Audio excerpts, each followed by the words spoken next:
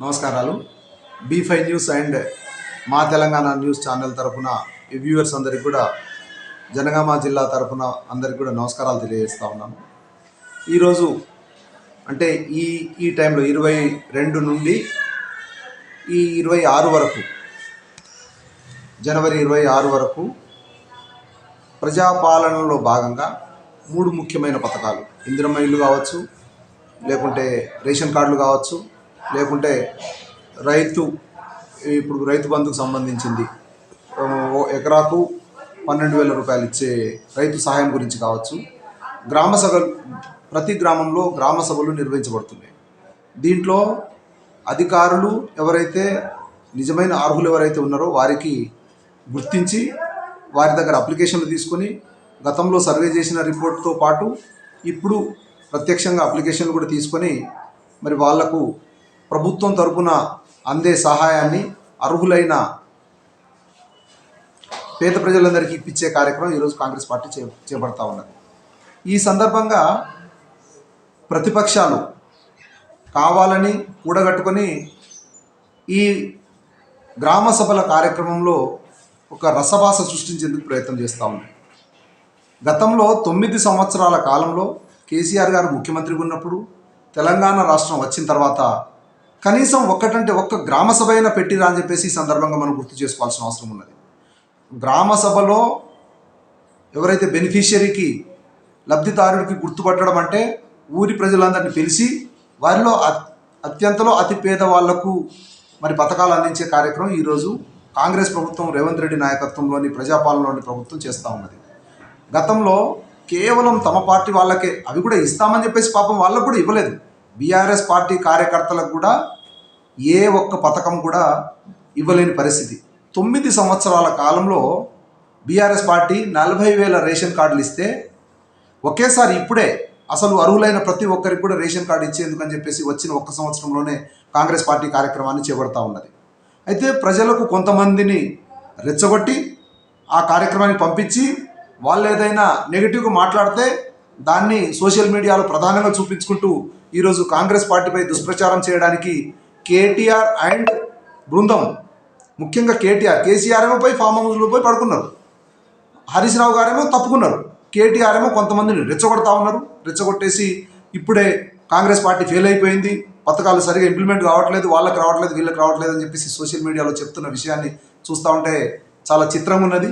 మీరు ఒక్కొక్కరు శిశుపాలుడు చేసినట్లుగా 99 కాదు 100 తప్పులు చేశారు. కేటీఆర్ గారు 100 సార్లు జైలుకి వెళ్ళాలి, కేసీఆర్ గారు ఎన్నిసార్లు వెళ్ళాలో తెలియదు, హరీష్ రావు గారి సంగతి మరి, మన అక్క కవిత గారు వారు ఆల్రెడీ జైలుకి వెళ్ళేసి వచ్చారు. మీరు తప్పుల మీద తప్పులు చేసేసి జైలుకి పోయేంత పొరపాట్లు చేసింది మీరు. ఈరోజు కాంగ్రెస్ ప్రభుత్వము పేద ప్రజలకు అన్ని రకాలుగా లబ్ధి చేకూర్చాలని చెప్పేసి ప్రయత్నం చేస్తూ ఉంటే కాంగ్రెస్ పార్టీ ఖచ్చితంగా చేస్తుందని చెప్పేసి ప్రజలకు తెలుసు. కాబట్టే తండోపతండాలుగా వచ్చేసి అప్లికేషన్లు ఇస్తున్నారు. అప్లికేషన్లు ఇస్తూ ఉంటే అప్పుడే ఇల్లు కట్టలేదు, లేకుంటే అప్పుడే పెన్షన్ ఇవ్వలేదు, లేకుంటే కేవలం 2,000 ఇస్తున్నారు, 4,000 ఇవ్వలేదు, తులం బంగారం ఇవ్వలేదు, స్కూటీ ఇవ్వలేదు అని చెప్పేసి ఒక దుష్ప్రచార కార్యక్రమాలు చేస్తూ ఉన్నారు. కేసీఆర్ గారు మీరు చేసిన అప్పులకు ఎన్ని ఇంట్రెస్ట్లు కట్టాల్సి వస్తుందో మరి 1 సంవత్సరంలో కాంగ్రెస్ ప్రభుత్వం ఏం తప్పు చేసిందని చెప్పేసి మీరు చెప్తా ఉన్నారు. మీలాగా అక్రమాలు చేయట్లేదు, మీలాగా అన్యాయాలు చేయట్లేదు, మీలాగా దోపిడీ చేసుకొని జోబులం పెట్టుకోవట్లేదు.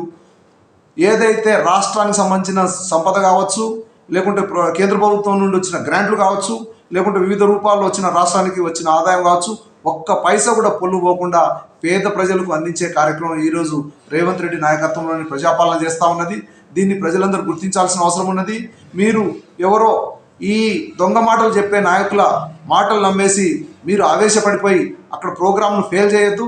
ఎందుకంటే మీరు ఇప్పుడు అప్లికేషన్ ఇస్తే అధికారులు దాన్ని నిష్పక్షపాతంగా పరిశీలించేసి మళ్ళీ లబ్ధిదారులకు ఖచ్చితంగా ఈ ఫస్ట్ లిస్ట్లో కాకపోతే ఇంకో లిస్ట్లో వస్తుంది, అప్పుడు కాకపోతే ఇంకో లిస్ట్లో వస్తుంది, కానీ ఇచ్చుడు మాత్రం గ్యారంటీ ప్రతి ఒక్కరికి.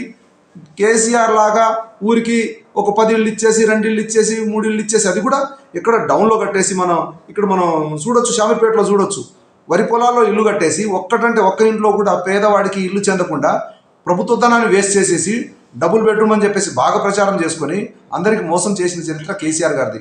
కాంగ్రెస్ పార్టీ అట్లా కాదు. ఇందిరమ్మ ఇల్లు అంటే బరాబర్ ఎవరైతే ఇంట్లో ఉంటారో వారు ఖచ్చితంగా దగ్గరుండేసి ప్రభుత్వం ఇచ్చిన సహాయంతో తన ఇల్లు తాను కట్టుకునేలాగా ఈరోజు కాంగ్రెస్ పార్టీ ముందుకు పోతా ఉన్నది. దీన్ని అందరూ హర్షించాల్సిన అవసరం ఉన్నది. జనగామ జిల్లాలో 3 నియోజకవర్గాల్లో మొదటి విడతలో ఖచ్చితంగా ఒక్కొక్క నియోజకవర్గానికి 3500 ఇళ్ల చొప్పున ఇవ్వబోతున్నాం. అలాగే అర్హులైన ప్రతి ఒక్కరికి కూడా ఇది నిరంతర ప్రక్రియ. ఈ 5 సంవత్సరాల కాలంలో అర్హులైన ప్రతి ఒక్కరికి కూడా ఇల్లు కావచ్చు, పెన్షన్లు కావచ్చు, లేకుంటే మనకు ఆడబిడ్డ పెళ్లికి సంబంధించిన సహాయం కావచ్చు, అన్ని రకాలుగా ఏదైతే 6 గ్యారెంటీలు కానీ 60 హామీలు కానీ ఏవైతే ఉన్నాయో కాంగ్రెస్ పార్టీ ఇచ్చింది ప్రతిదీ కూడా తూచా తప్పకుండా మేము పాటిస్తామని చెప్పేసి ఈ సందర్భంగా తెలియజేస్తా ఉన్నాను. ప్రతిపక్షాలు కూడా నిర్మాణాత్మకమైన పాత్ర పోషించండి. ఏదైనా సమస్య ఉంటే ప్రభుత్వం దృష్టికి లేకుంటే మరి ఎమ్మెల్యే ముఖ్యమంత్రుల దృష్టికి మంత్రుల దృష్టికి తీసుకురండి.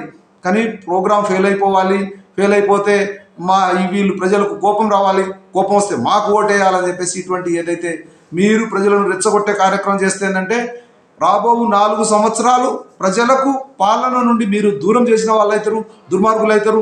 ఎందుకంటే మీరు 9 సంవత్సరాల కాలంలో చేయండి, ఈ 4 సంవత్సరాల రాబో 4 సంవత్సరాల కాలంలో కూడా చేయనివ్వకుండా చేసే పాపం మూట కట్టుకుంటారని చెప్పేసి ఈ సందర్భంగా మీకు తెలియజేస్తా ఉన్నాను. సార్, ఇప్పుడు ఇవి స్థానిక ఎలక్షన్లు వస్తున్నాయి కదా, దానికి లబ్ధి పొందడానికి ప్రతిపక్షాలు చేస్తున్న అనే మాట వాస్తవం ఎంత? అభివృద్ధి అనేది నిరంతర ప్రక్రియ. ఎలక్షన్లు అనేది సందర్భానుసారంగా అప్పుడప్పుడు వస్తుంటాయి, పోతుంటాయి. దీంట్లో గెలుపు ఓటములు సహజం. కానీ ఈ ఎలక్షన్లో లబ్ధి పొందాలని చెప్పేసి కోరుకోవడంలో ఏమున్నది? స్థానిక సంస్థల్లో ఏదైతే రాష్ట్ర ప్రభుత్వం పథకాలు ఇస్తుందో స్థానిక సంస్థలు ఇంప్లిమెంట్ చేస్తాయి.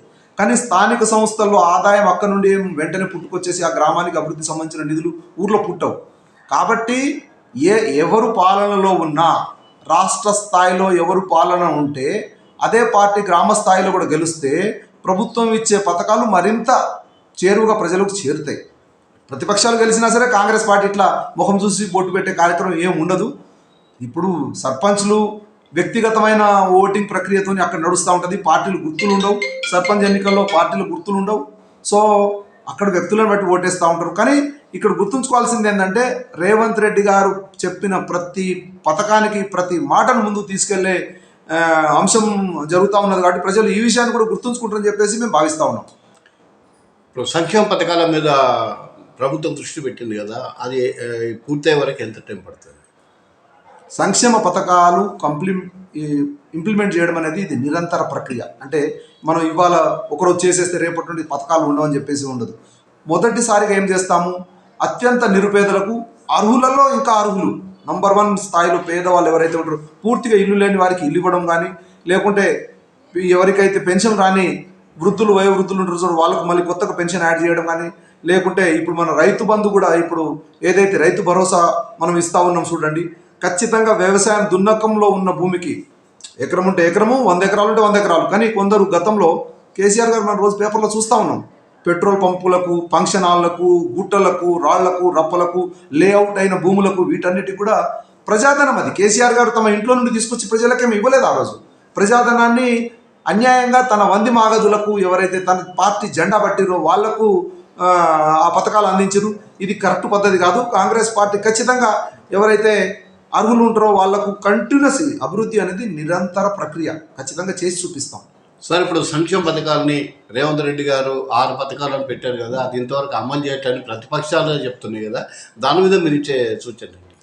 6 పథకాలు దాదాపు అన్నీ ఇంప్లిమెంట్ అయిపోయినాయి. 100% ఇంప్లిమెంట్ అయిన పథకాలు ఫ్రీ బస్సు కావచ్చు, లేకుంటే మనకు గ్యాస్కు 500కు సిలిండర్ కావచ్చు, లేకుంటే 200 యూనిట్ల కరెంటు కావచ్చు, లేకుంటే ఇప్పుడు రుణమాఫీకి సంబంధించింది కూడా దాదాపు ఇది 80 to 90% ఇప్పుడు రుణమాఫీ జరిగిందని చెప్పేసి మనం చెప్పొచ్చు. ఎందుకంటే దీంట్లో కొన్ని ప్రభుత్వం ఏమని చెప్పిందంటే బాగా అర్థం చేసుకోవాల్సిన విషయం ఉన్నది. 2 లక్షల లోపు అప్పు ఉన్న వారికి మేము రుణమాఫీ చేస్తామని చెప్పేసి అన్నాము. అయితే కొంతమంది రైతులు 2 లక్షల కన్నా ఎక్కువ అప్పు బ్యాంకులో ఉన్నప్పుడు వాళ్ళకు పై ఒకవేళ అప్పు కట్టుకుంటే మిగతా డబ్బులు ఇచ్చేస్తామని చెప్పేసి ఇటువంటి కొన్ని చిన్న చిన్న టెక్నిక్ అంశాల్లో కొంత గ్యాప్ ఉన్న మాట వాస్తవం. వాటన్నిటి కూడా పూర్తి చేస్తామని చెప్పేసి మీ ద్వారా తెలియజేస్తా ఉన్నాం.